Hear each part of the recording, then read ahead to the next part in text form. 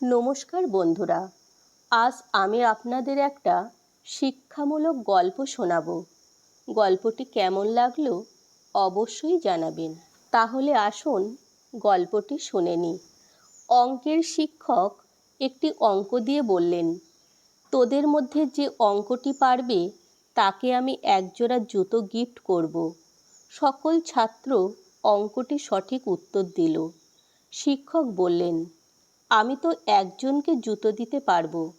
একটা কাজ করা যাক, লটারি করি। বাক্সের মধ্যে তোরা তোদের নাম আর রোল নাম্বার লিখে দে।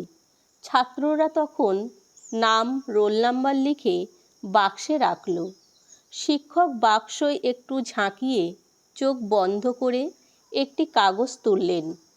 শিক্ষক মশাই এবার বললেন, আমি কি নামটা পড়ব? ছাত্ররা একসঙ্গে বলল, পড়ুন স্যার। পুরো ক্লাস নিস্তব্ধ, শুধু শ্বাস প্রশ্বাসের শব্দ। শিক্ষক পড়লেন, আব্দুল, রোল নাম্বার 1। ছাত্ররা হাততালি দিয়ে ফার্স্ট বয়কে অভিনন্দন জানালো।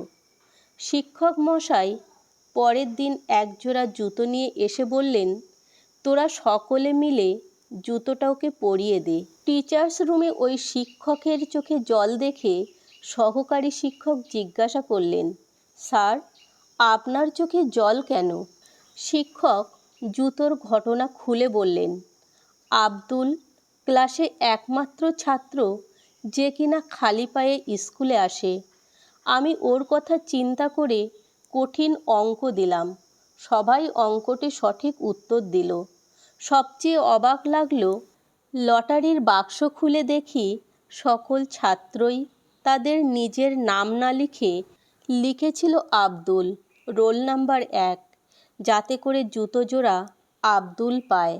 সেই ছাত্রটি APJ আব্দুল কালাম, ভারতের প্রেসিডেন্ট।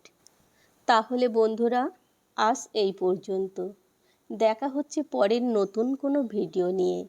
তত সময় সবাই ভালো থাকবেন, সুস্থ থাকবেন। ধন্যবাদ।